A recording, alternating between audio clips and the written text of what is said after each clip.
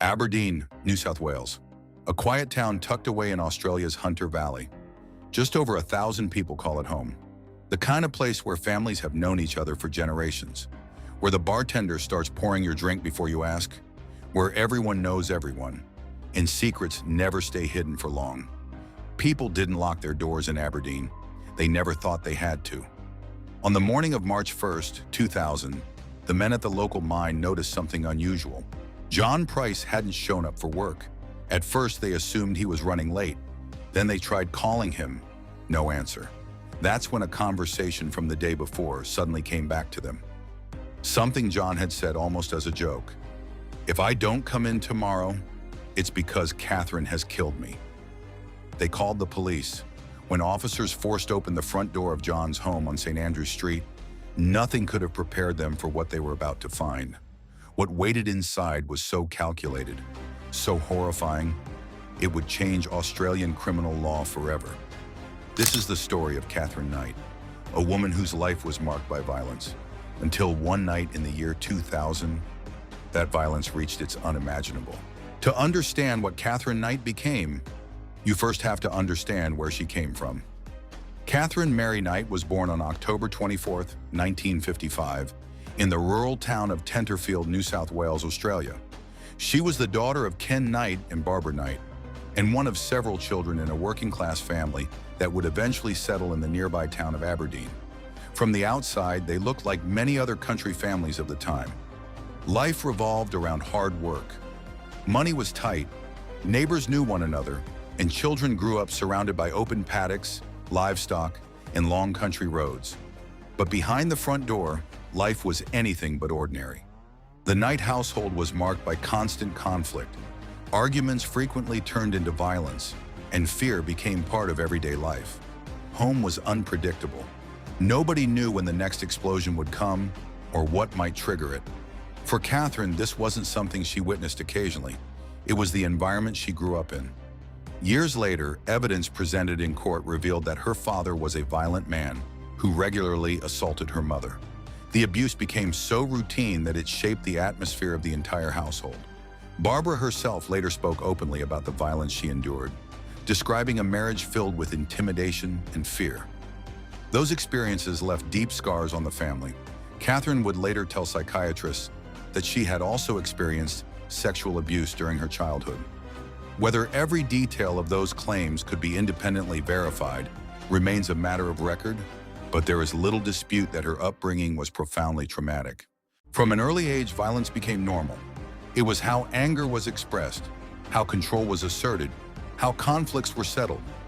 Children raised in that kind of environment often learn lessons they never chose to learn. Sometimes they reject what they grew up with. Sometimes they repeat it. As Katherine entered her teenage years, she left school and began looking for work. She found it at the local abattoir. For most people, a slaughterhouse would be an unsettling place to spend their days. For Katherine, it wasn't. She adapted quickly to the demanding work. The job required physical strength, emotional detachment, and a detailed understanding of animal anatomy.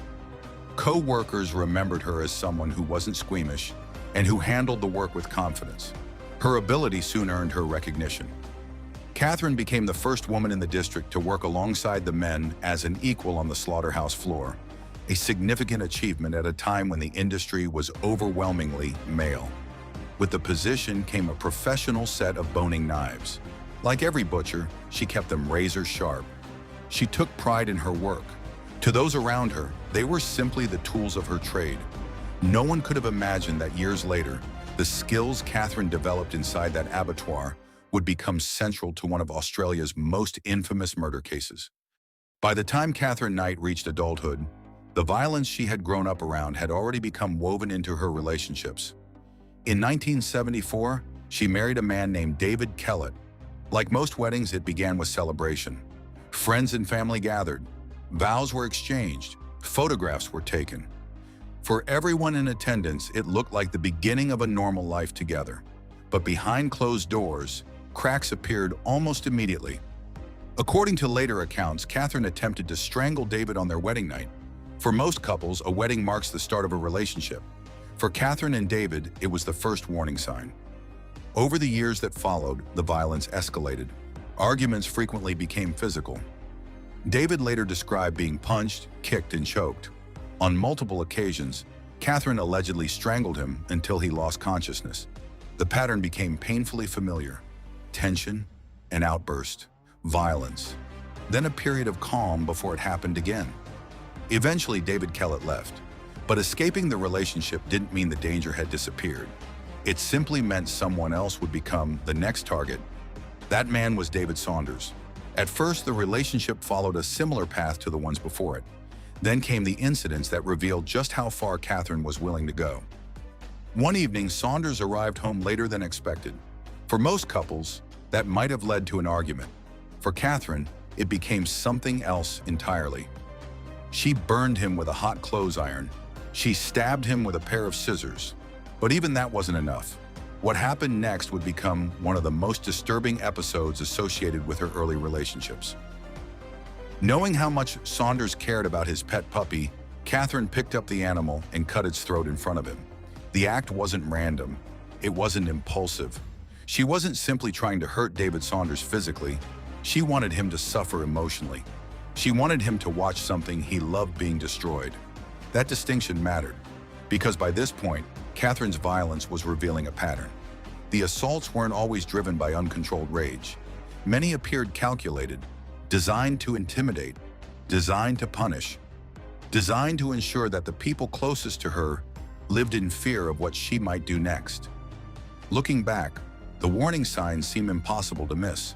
The strangulation attempts, the assaults, the threats, the cruelty. But hindsight has a way of making danger look obvious.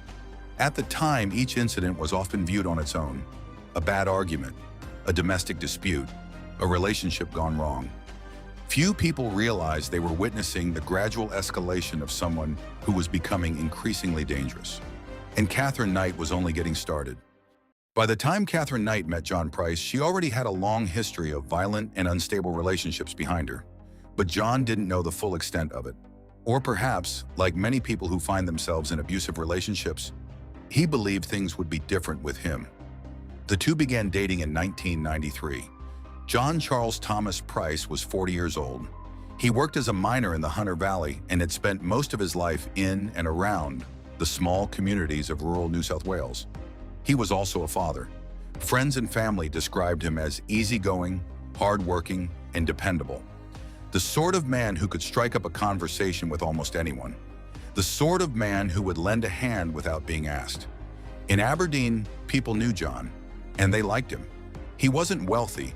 He wasn't powerful. He was simply the kind of person others enjoyed having around. For a time, the relationship seemed to work. But beneath the surface, familiar patterns were already beginning to emerge. Arguments became more frequent. Katherine's jealousy intensified. The relationship settled into a cycle that would become increasingly familiar. Periods of calm followed by sudden explosions of anger, threats, and violence. Friends later noticed that John wasn't quite himself anymore. The relationship was taking a toll. One incident in particular demonstrated just how far Katherine was willing to go to maintain control. At some point during their relationship, Katherine secretly recorded John at work. The footage showed him taking discarded materials from the mine site, a practice that, according to people familiar with the workplace, was not uncommon and was generally overlooked. Katherine kept the recording, then she sent it directly to his employer. The consequences were immediate. John Price lost his job. 17 years of service disappeared almost overnight. For John, the damage went far beyond a paycheck. His work was part of his identity. His reputation mattered. And Katherine had found a way to attack both. It was a different kind of violence. Not physical, not visible, but devastating all the same. The relationship continued to deteriorate. Eventually, John made the decision to end it. He removed Katherine from his home and attempted to move on with his life. But Katherine refused to let go. She repeatedly returned to the property. She harassed him. She threatened him. And according to people close to John, his fear was becoming increasingly obvious. This was no longer a troubled relationship. John genuinely believed Katherine was capable of killing him. By early 2000, he wasn't keeping those fears to himself. He spoke about them openly with friends, relatives, and coworkers. He warned people about her temper. He warned people about her threats. And he warned people about what he believed might eventually happen. Then on February the 28th, 2000, Katherine stabbed him in the chest. John went directly to police. He filed for a restraining order. The application was processed. The order was granted. Legally, Katherine Knight was now prohibited from approaching him. For John, it should have been the beginning of safety. Instead, it would become the final day of his life. The following morning, before starting work, John made a remark to several co-workers. At the time, it sounded like dark humor, the kind of statement people laugh at because the alternative is too uncomfortable to consider. If I don't show up for work tomorrow, it's because Katherine has killed me. Some of the men chuckled, others shook their heads. Nobody truly believed they were hearing a prediction. They thought they were hearing a frustrated man venting about a difficult relationship. They were wrong. That evening, John returned home. He unlocked the front door and stepped inside. His children weren't there. Arrangements had been made for them to stay elsewhere that night. Katherine was waiting. Surprisingly, she appeared calm. There were no immediate threats, no screaming, no confrontation. The pair spent time together during the evening. They ate, they talked. Later that night, he went to bed. Katherine remained awake. At some point after midnight, she picked up a large butcher's knife and walked into the bedroom. What happened next would later be reconstructed by forensic investigators using bloodstain evidence, injury patterns, and the physical scene left behind. John woke up. He fought for his life. Evidence suggested he managed to escape the bedroom and move through parts of the house while desperately trying to get away. Blood traces showed a violent struggle. There were marks near light switches, signs of movement through the hallway, indications that John had been attempting to find a way out. At one stage, he reached the front door. He even managed to open it, but he never escaped. The attack continued, and inside the home where he had tried so hard to protect himself, John Charles Thomas Price died from multiple stab wounds. He was 44 years old, less than 24 hours after receiving legal protection from the woman he feared most. The warning he gave his co-workers had come true. In the early hours of March 1st, 2000, Katherine Knight left the house on St. Andrew Street. She drove into Aberdeen. Using John Price's bank card, she withdrew $1,000 from his account. Then she returned home. There was no sign of panic, no attempt to flee, no effort to cover up what had happened. Instead, she spent the next several hours carrying out a series of deliberate actions that investigators would later describe as methodical and calculated. Katherine had spent years working in an abattoir. The skills she learned there, precision, anatomical knowledge, and an ability to work methodically, would become central to what investigators found inside the house. According to evidence presented during the trial, she drew heavily on that professional experience. The work required time, it required planning, and it reflected someone acting with purpose rather than impulse. Investigators also discovered that Katherine had prepared a meal and set the dining room table, placing settings for John Price's children. Handwritten notes were left nearby, addressed to them by name. Exactly why she did this has never been fully understood. Some investigators believed it was intended as one final act of psychological cruelty. Others viewed it as further evidence of the disturbing state of mind she was in. Either way, it transformed an already horrific crime into something even more difficult to comprehend. When she had finished, Katherine swallowed a large quantity of prescription medication. She lay down on the floor and waited. Meanwhile, the morning shift at the local mine had already begun. John Price never arrived. At first, his co-workers assumed he was running late. Then someone remembered what John had said the previous morning. "If I don't come in tomorrow, it's because Katherine has killed me." The room fell quiet. They called his phone. There was no answer. Then they called the police. Officers arrived at John's home on St. Andrew Street later that morning. They knocked several times. No one answered. Eventually, they forced the front door open. Nothing in their years of policing had prepared them for what they were about to see. Veteran detectives, experienced homicide investigators, officers who had spent decades investigating violent crime. Many later described it as the most confronting scene they had ever attended. Katherine Knight was found unconscious on the floor, Still alive but heavily affected by the medication she had taken. She was transported to hospital where doctors stabilized her before detectives could begin questioning her. The impact of that morning extended far beyond the investigation itself. Several first responders required immediate psychological counseling. Some took extended leave from duty. Others later admitted they never completely forgot what they saw inside that house. On March 2, 2000, Katherine Knight was formally arrested and charged with the murder of John Charles Thomas Price. Over the months that followed, court-appointed psychiatrists carried out extensive psychological evaluations.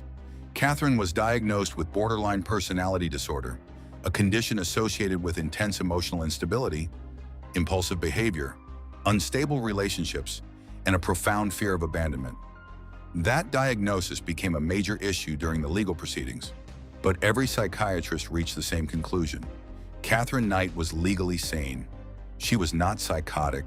She was not delusional. She understood the nature of her actions. She understood the consequences, and she knew what she had done was wrong.